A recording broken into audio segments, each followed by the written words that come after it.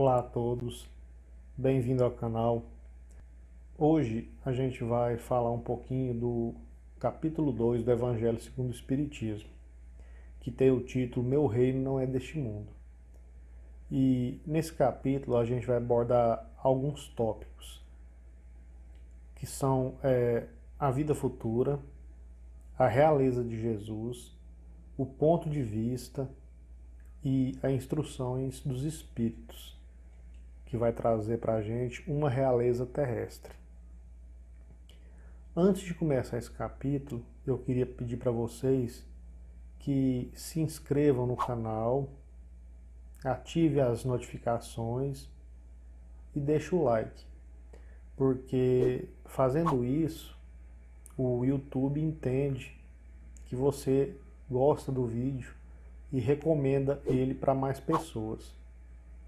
O canal é novo, a gente está começando praticamente agora e com essa inscrição, com esse like e com esse compartilhamento, a gente começa, a ser indicado e a mensagem do Evangelho se propaga para mais pessoas. Então eu peço que vocês possam estar assinando aí no canal. Para começar o capítulo, a gente vai ler uma passagem que está na Bíblia, em João, no capítulo 18, versículos 33, 36 e 37. Pilatos, tendo entrado de novo no palácio e feito vir Jesus à sua presença, perguntou-lhe: És o rei dos judeus? Respondeu-lhe Jesus: Meu reino não é deste mundo. Se o meu reino fosse deste mundo, a minha gente houvera combatido para impedir que eu caísse nas mãos dos judeus, mas meu reino ainda não é aqui. Disse-lhe então Pilatos: És, pois, rei? Jesus lhe respondeu: Tu dizes, eu sou rei. Não nasci e não vim a este mundo, senão para dar testemunho da verdade. Aquele que pertence à verdade, escuta a minha voz. Por essas palavras, Jesus claramente se refere à vida futura, que ele apresenta em todas as suas circunstâncias, como a meta que a humanidade irá ter como devendo constituir objeto das maiores preocupações do homem na Terra.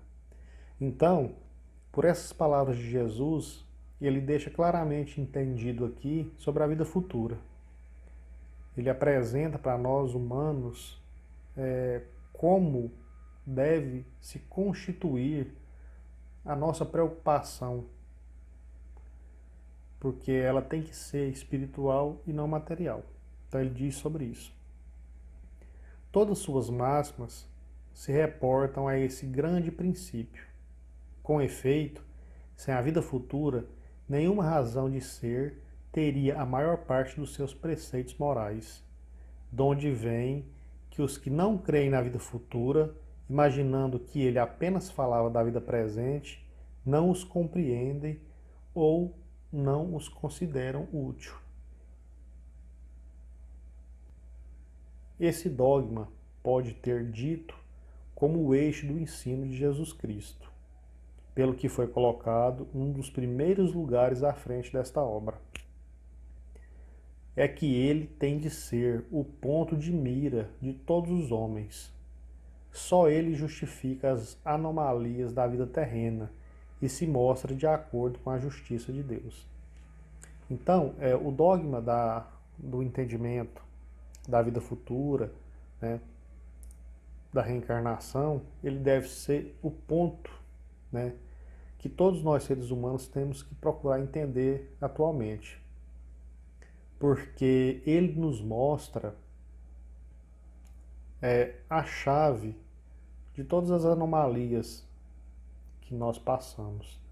Com o entendimento da vida futura e da reencarnação, da pré-existência da alma, eu vou entender por que eu sofro, porque muitas das vezes uma pessoa nasce cheia de problemas e morre cedo, enquanto outras nascem e transitam na face da terra, morrem de velhice, sem passar por dificuldades nenhuma, e tudo para elas parece dar certo, né? Então, nós vamos entender isso. Porque se a gente não entender isso, alguns aspectos, algumas questões do nosso interior ficam sem respostas. Eu acho que muitos de vocês já se perguntou por que eu nasci aqui, nessa família e não naquela? Por que comigo acontece isso e com fulano não acontece? Né? De onde eu vim? Para onde vou depois que eu morrer? Essas perguntas, elas fazem parte do nosso ser, do nosso interior.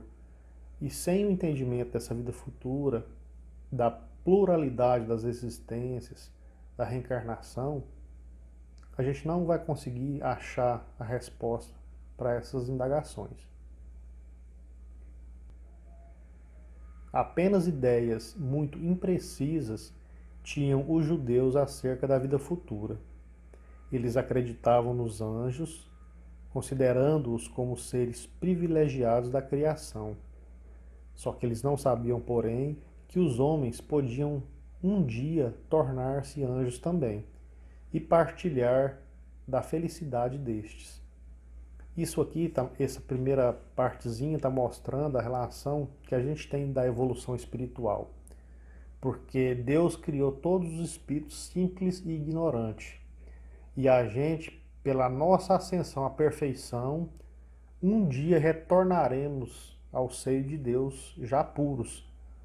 Então, a gente nasce simples e ignorante e nos tornaremos no futuro anjos, por assim dizer. Tornaremos espíritos puros. Seremos co-criadores de Deus, certo? Então eles sabiam, eles até acreditavam na vida futura, mas eles não sabiam que a gente tinha essa evolução. Eles não entendiam como funcionava as nuances da criação e essa relação da evolução espiritual. Segundo eles, a observância das leis de Deus eram recompensadas com os bens terrenos, com a supremacia da nação a que pertenciam, com a vitória sobre os seus inimigos. As calamidades públicas e as derrotas eram o castigo da desobediência àquelas leis. Moisés não pudera dizer mais do que isso a um povo de pastores ignorantes, que precisava ser tocado antes de tudo pelas coisas deste mundo. Mais tarde, Jesus lhe revelou que há outro mundo, onde a justiça de Deus segue o seu curso. Então, olha só,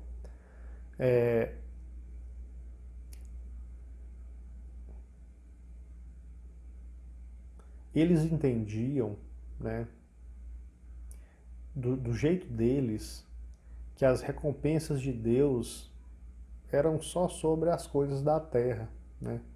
Então, quando eles recebiam um ano de chuva em abundância, quando eles ganhavam uma guerra, quando eles prosperavam materialmente, eles acreditavam que estava recebendo da bondade de Deus, né, algum privilégio. E quando eles tinham vitória sobre os inimigos, né? E também quando tinha algum tipo de calamidade, um exemplo, eles eram derrotados, ou eles tinham uma má colheita, ou um mau ano, eles achavam que era um castigo de Deus. E Moisés, ele não pôde dizer mais do que isso, porque aquele povo era ignorante, eles não iam compreender, né? Então veio Jesus mais tarde e revelou para eles outro mundo, onde a justiça de Deus alavancaria, né, outros cursos, mostrariam que existiam outros mecanismos. Claro que ainda Jesus, nesse ponto, ele não deixou claro.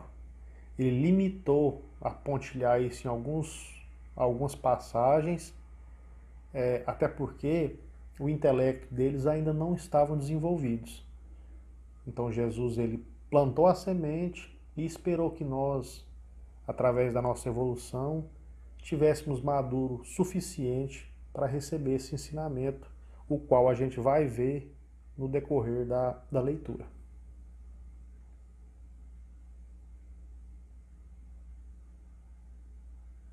É esse mundo que ele promete aos que cumprem os mandamentos de Deus e onde os bons acharão sua recompensa. Aí o seu reino. Lá é que ele se encontra na sua glória e para onde voltaria quando deixasse a terra. Jesus, porém, conformado seu ensino com o estado dos homens da sua época, não julgou conveniente dar-lhes a luz completa, como a gente já disse, né? Percebendo que eles ficariam deslumbrados, visto que não a compreenderiam. Limitou-se, de certo modo, a apresentar a vida futura apenas como um princípio, como uma lei da natureza e cujo a ação ninguém pode fugir. Todo cristão, pois, necessariamente crê na vida futura, mas a ideia que muitos fazem dela é ainda vaga, incompleta e por isso mesmo falsa em diversos pontos. Para o grande número de pessoas, não há a tal respeito mais do que uma crença, onde não há certeza absoluta, onde há também dúvidas e mesmo incredulidade. Então, olha só, a gente já disse que Jesus nessa época ele limitou, né, a só pontilhar. E é interessante a gente saber que alguns braços da religião judaica, eles têm o entendimento dessa pré-existência da alma, então eles têm uma visão bem assertiva nesse sentido. O Espiritismo veio completar nesse ponto, como em vários outros, o ensino do Cristo, fazendo quando os homens já se mostraram maduros bastantes para aprender a verdade. Com o Espiritismo, a vida futura deixa de ser simples artigo de fé, mera hipótese, e torna-se uma realidade material, que os fatos demonstram, porquanto são testemunhas oculares os que a descrevem nas suas fases todas e em todas as suas peripécias, de tal sorte que, além de impossibilitarem qualquer dúvida a esse propósito, facultam a mais vulgar inteligência a possibilidade de imaginá-la sob seu verdadeiro aspecto, como toda gente imagina um país cuja a descrição se leia. Ora, a descrição da vida futura é tão circunstancialmente feita, são tão racionais as condições, ditosas ou infortunadas da existência dos que lá se encontram, quais eles próprios pintam, que cada um aqui, a seu malgrado, reconhece e declara a si mesmo que não pode ser de outra forma, porquanto, assim sendo, patente fica a verdadeira justiça de Deus. Então a gente sabe que o Espiritismo veio completar, né, a lei de Jesus Cristo e também a lei mosaica. Ele veio trazer a nós, seres humanos, né, no momento em que estamos maduros o suficiente, ele veio trazer essa fé, né, essa fé na realidade imaterial, no entendimento dessa vida futura, possibilitando, né, que a gente tenha relatos descritos por irmãos desencarnados com bastante detalhe essa vida espiritual. Então, com essa descrição, fica muito claro aos nossos raciocínios, né, essa lei que rege a imortalidade da alma. E aí aqui embaixo a gente vai falar da realeza de Jesus. Que não é deste mundo o reino de Jesus, todos os compreendem. Mas também na terra não terá ele uma realeza? Nem sempre o título de rei implica o exercício do poder temporal. Dar-se esse título, por unânime consenso, a todo aquele, pelo seu gênio, que acende à primeira plana uma ordem de ideias qualquer. A todo aquele que domina o seu século e influi sobre o progresso da humanidade. É nesse sentido que se costuma dizer o rei ou o príncipe dos filósofos, dos artistas, dos poetas, dos escritores e etc. A realeza de Jesus, oriunda do mérito pessoal, consagrada pela posterioridade, não revela muitas vezes preponderâncias bem maior do que cinge a coroa real? Imperecível é a primeira, quando esta outra é joguete das vicissitudes. As gerações que se sucedem à primeira sempre a bendizem, ao passo, por vezes, que amaldiçoam a outra. Esta, a terrestre, acaba com a vida.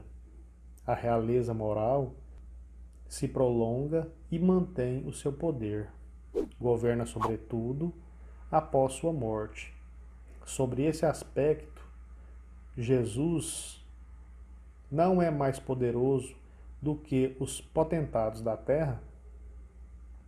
Razão, pois, lhe assistia para dizer a Pilatos, conforme disse: sou rei, mas meu reino não é deste mundo. Então, aqui está falando, né, sobre a realeza de Jesus. E a gente entende, lendo essa parte aqui, que todas as realezas que são de ordem material, ela acaba com a morte. Então, se eu dou um título, um exemplo, a gente dá um título para o Roberto Carlos de rei, né? A gente sabe que a realeza dele vai acabar assim quando acabar a vida material. Mas um ser como Jesus, que veio e dividiu a humanidade entre antes e depois dele, ele tem uma moral tão elevada que a moral dele perdura para sempre. E ele tem uma realeza tanto espiritual quanto material. As leis que ele trouxe o fazem uma realeza terrena também. Então é nesse sentido que a gente entende essa passagem, né, da realeza de Jesus. Então o poder moral dele foi tão grande que todo o conhecimento que ele passou não acabou com a morte dele. Esse conhecimento se dá até hoje e se dará por toda a eternidade. E aí a gente vai ver o ponto de vista. A ideia clara e precisa que se faça da vida futura proporciona a inabalável fé do porvir. Fé que acarreta enormes consequências sobre a moralidade dos homens, porque muda completamente o ponto de vista sob o qual encaram eles a vida terrena. Para quem se coloca pelo pensamento na vida espiritual, que é indefinida, a vida corpórea se torna simples passagem, breve estada num país ingrato. As vicissitudes e tribulações da vida não passam de incidentes que ele suporta com paciência, por sê-las de curta duração, devendo seguir-lhes um estado mais ditoso. A morte nada mais restará de aterrador, deixa de ser a porta que se abre para o nada e torna-se a que dá para a libertação. pela qual entra o exilado numa mansão de bem-aventurança e de paz. Sabendo temporária e não definitiva a sua estada no lugar onde se encontra, menos atenção presta às preocupações da vida, resultando-lhe daí uma calma de espírito, que tira aquela muito do seu amargor, pelo simples fato de duvidar da vida futura. O homem dirige todos os seus pensamentos para a vida terrestre, sem nenhuma certeza quanto ao porvir, dá tudo ao presente. Nenhum bem, divisando mais precioso do que os da terra, torna-se qual criança que nada vê além de seus brinquedos. E não há o que não faça para conseguir os únicos bens que se lhe afiguram reais. A perda do menor deles ocasiona calcicante pesar, um engano, uma decepção, uma ambição insatisfeita, uma injustiça de que seja vítima. O orgulho ou a vaidade ferida são outros tantos de tormentos que lhe transformam a existência numa perene angústia, afligindo-se ele, desse modo, a si próprio, verdadeira tortura de todos os instantes, colocando o ponto de vista onde considera a vida corpórea no lugar mesmo em que ele aí se encontra. Vastas preocupações assumem tudo o que o rodeia. O mal que o atinja, como o bem que toque aos outros, grande importância adquire aos seus olhos. Aquele que se acha no interior de uma cidade, tudo lhe parece grande. Assim os homens que ocupem as altas posições, como os monumentos, suba ele, porém, a uma montanha, e logo bem pequenos lhe parecerão os homens e também as coisas. É o que sucede ao que encara a vida terrestre do ponto de vista da vida futura. A humanidade, tanto quanto as estrelas do firmamento, perde-se na imensidade. Percebe então que grandes e pequenos estão confundidos, como formigas sobre um montículo de terra, que proletários e potentados são da mesma estatura, e lamenta que essas criaturas efêmeras a tantas canseiras se entregue para conquistar um lugar que tão pouco as elevará e que por tão pouco tempo conservarão. Daí se segue que a importância dada aos bens terrenos está sempre em razão inversa da fé na vida futura.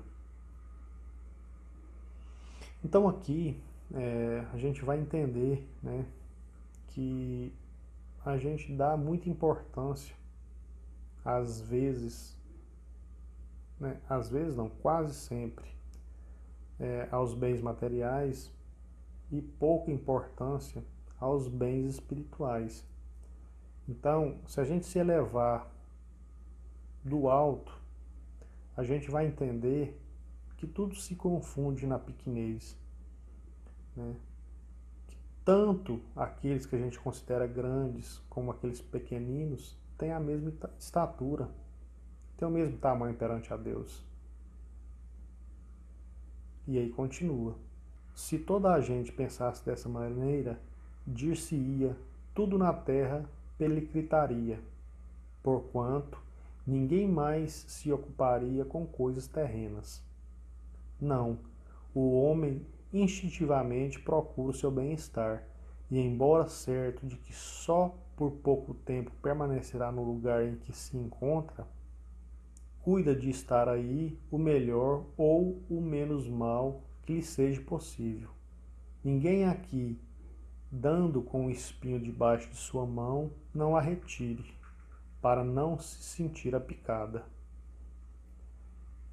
Ora, o desejo do bem-estar força o homem a tudo melhorar, impelido que é pelo instinto do progresso e da conservação, que está nas leis da natureza.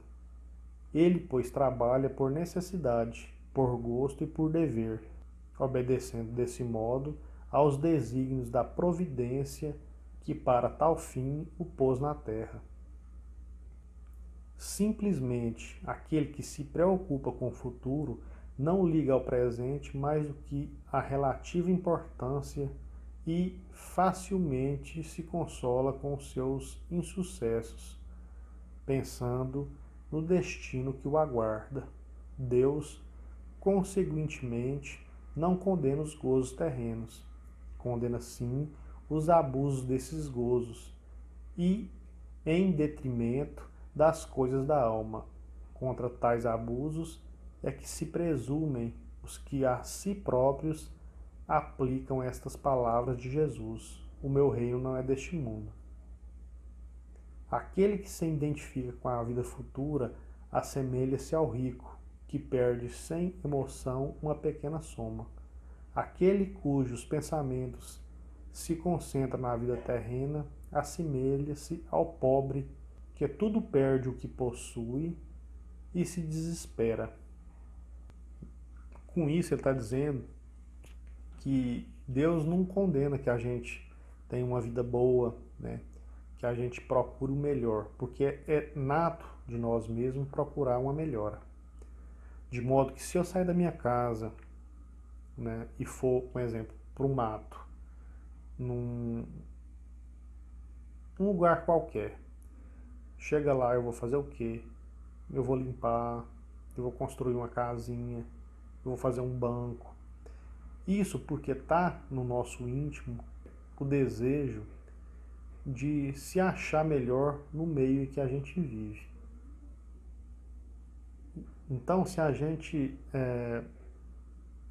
pelos nossos esforços, trabalhamos, adquirimos bens para fazer que a gente melhore as nossas condições, dignamente Deus não condena.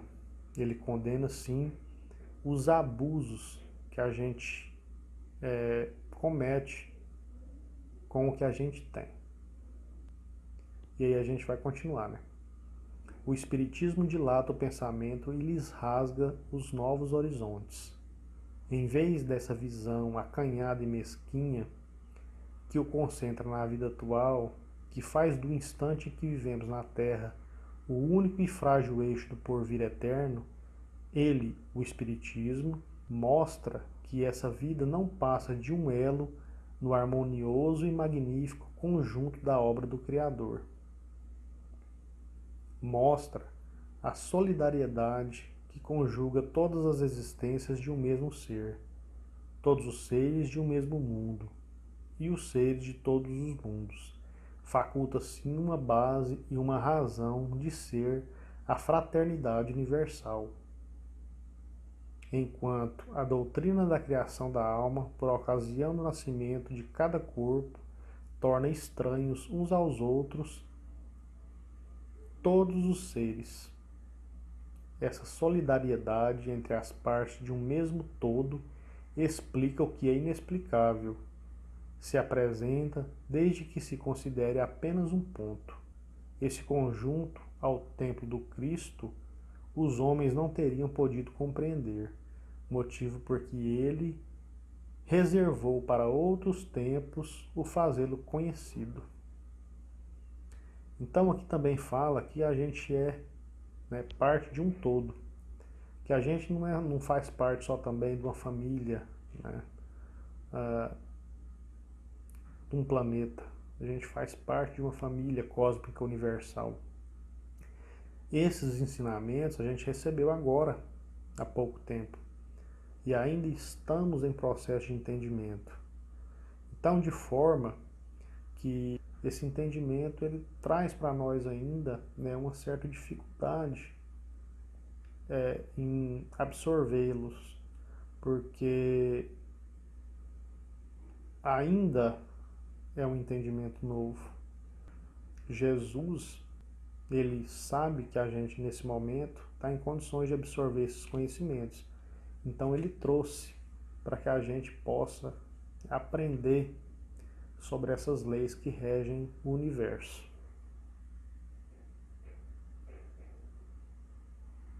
E aí, por fim, a gente vai falar das instruções dos espíritos, que tem o título Uma Realeza Terrestre.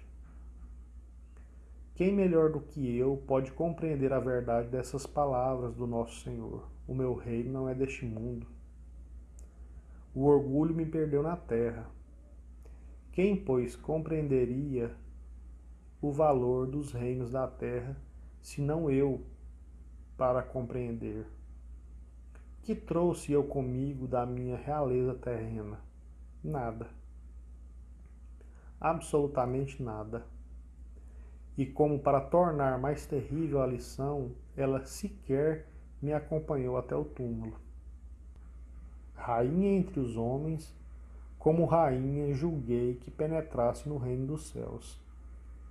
Que desilusão, que humilhação, quando em vez de ser recebida aqui, qual soberana, vi acima de mim, mas muito mais acima, homens que eu julgava insignificantes e os quais desprezava por não terem sangue nobre. Oh, como então compreendi a esterilidade das honras e grandezas que com tanta avidez se procura na terra. Para se granjear num lugar neste reino, são necessários abnegação, humildade, caridade em toda a sua celeste prática, a benevolência para com todos. Não se vos pergunta o que foste, nem que posição ocupastes, mas que bem fizestes, quantas lágrimas enxugaste. Ó Jesus, tu o disseste, teu reino não é deste mundo. Porque é preciso sofrer para chegar ao céu, de onde os degraus de um trono a ninguém aproximam. A ele só conduzem as verdades mais penosas da vida. Procurai-lhe, pois, o caminho entre as sarças e os espinhos, não pois entre as flores. Correm os homens por alcançar os bens terrestres, como se os houvessem de guardar para sempre. Aqui, porém, todas as ilusões somem. Cedo se apercebem eles de que apenas apanharam uma sombra e desprezaram os únicos bens reais e duradouros, os únicos que lhes aproveitam na morada celeste, os únicos que lhes podem facultar o acesso a esta. Compadecei-vos dos que não ganham o reino dos céus. Ajudai-os com as vossas preces, porquanto a prece aproxima do Altíssimo o homem.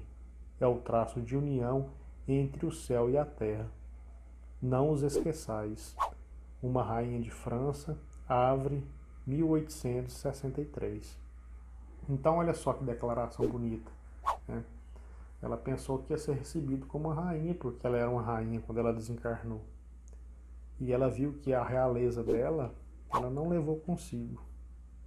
Porque quando a gente entra no reino dos céus, as únicas credenciais e as únicas virtudes que a gente leva conosco são os bons atos que a gente praticou aqui, quando encarnado.